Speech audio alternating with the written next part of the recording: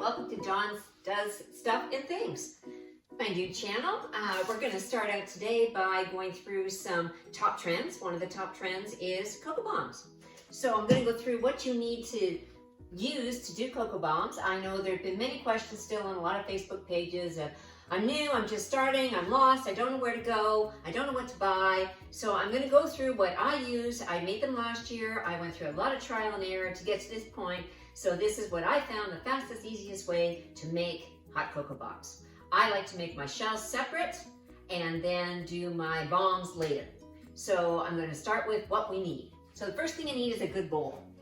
Now, I purchased these this year on Amazon. It's a set of 3 silicone bowls, 3 different sizes. This is the 1.5 quart one that I'm using. Silicone is wonderful. It does not conduct the heat, so your bowl won't really get hot. The nice thing about chocolate is it likes to be manipulated. With a silicone bowl, you can manipulate it. I can fill this bowl to the top. I have 11 molds, and it will give me enough chocolate to do all those 11 molds.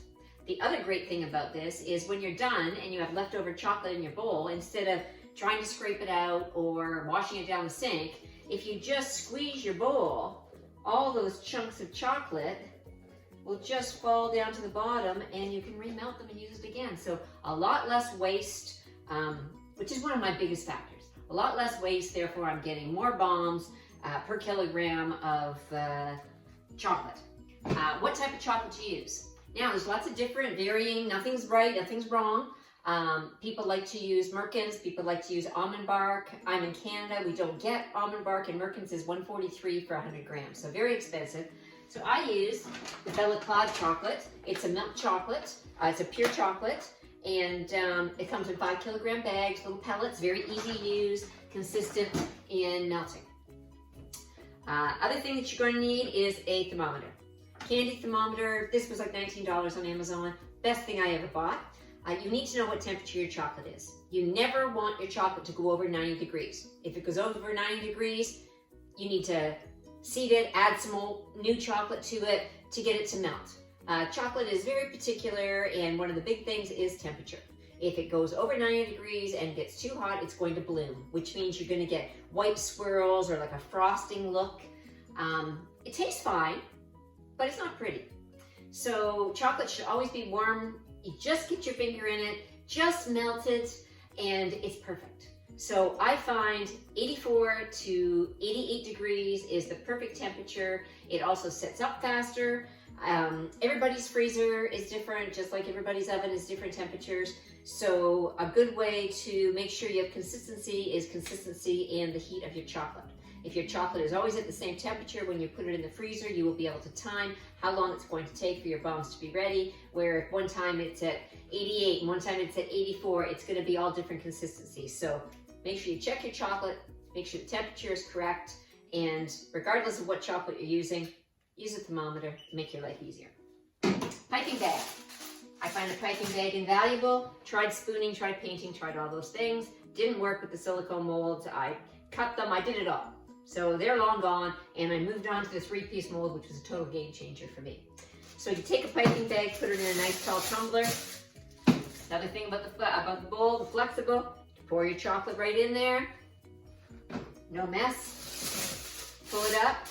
I have already done some today, so we're going to fake through these, and I'm going to talk about the mold. So you have a top and a bottom. Now the top and the bottom look very much the same.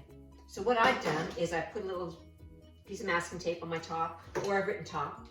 The bottoms have a little line around them, very faint, which is your fill line.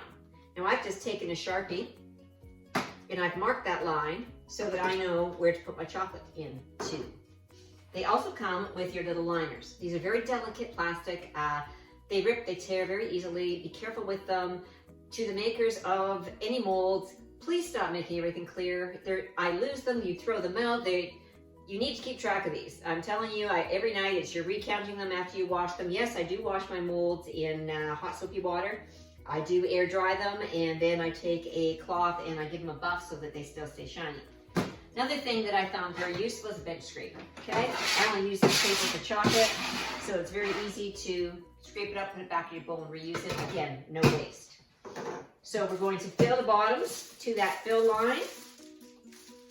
Just squeeze it in up to that line. It only takes a minute. And I just hold I can do all my 11 bombs in like 2 minutes. Give it a little shake, get the air bubbles out of it. You're going to place your liners inside.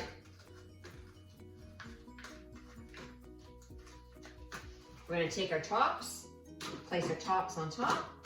We're going to flip them over. Now you're going to give a little push.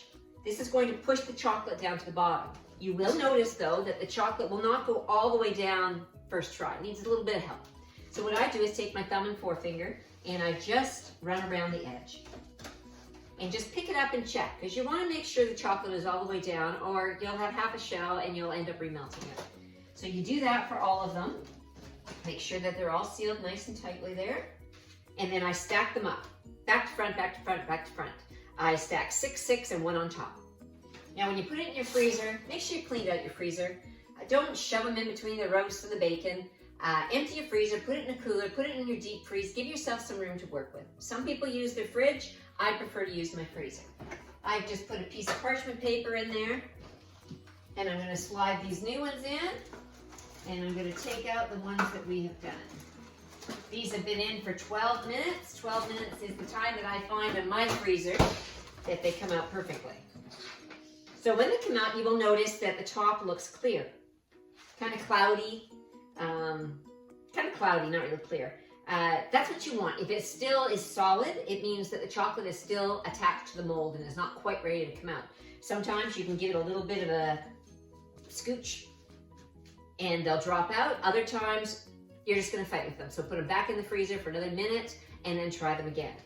So you're going to remove your top gently.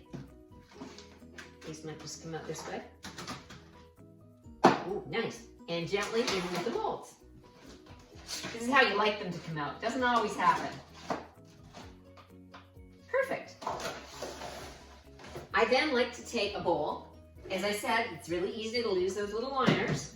So I pick up my bomb and I gently separate my liner from my chocolate. I give it a shake and I drop it in a bowl while I place this on a piece of parchment paper on a cookie sheet. Remove it, shake off the chocolate, whoops, in the other bowl. Do this for all of your bombs. This way you can just dump this chocolate back into the chocolate that you are melting and remelt it. So you're not wasting anything. I now have these bombs ready to go. Now what I do is I box them. I will take that downstairs and put it on a table and I will let them sit overnight. I like them to harden and cure a little bit. I find them easier to work with when they're a little harder and not cold right out of the freezer. So I have a box here that I've lined with parchment paper and I will just take my bombs and I will place them in here and I will close up the box. It doesn't need to be airtight. They will stay for months. And I put that downstairs until I'm ready to do my next step. So on our next video, we're going to put them together and we're going to do some drizzle and make them look really pretty. So I hope you stay with us. Hit like and subscribe because I'm sure I'm going to have lots of cool things coming up that you'll want to see. Thanks. Have a great day.